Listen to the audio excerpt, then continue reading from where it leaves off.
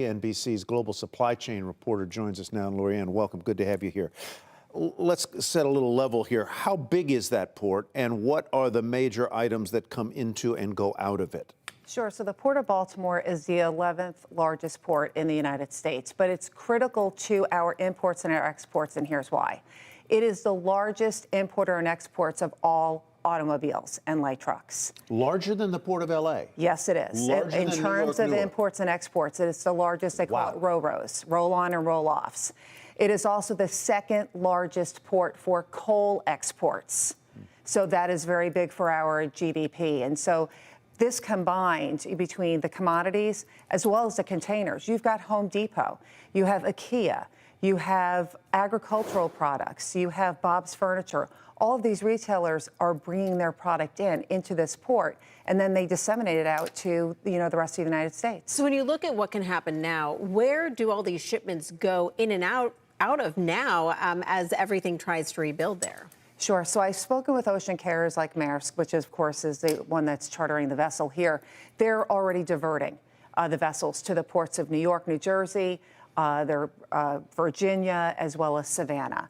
And all of the ports have told me they definitely have the capacity of receiving the products, particularly when you're looking at the automobiles, when you're looking at Savannah and the other port down there. The problem is the rails. The rails have to now reconfigure the equipment, the chassis, right, to get to these ports to receive the extra containers. So while the ports can receive it, they have to then push them out of the port. Maybe you don't know this, or maybe you do. I can imagine that there may be vessels that are actually in the Port of Baltimore. Yes. And it's also a cruise port.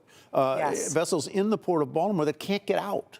Most definitely. You have them going by memory here. You have about 5 vessels that are currently stuck in the port where, nowhere to go. And then you've got Royal Caribbean and you have Carnival.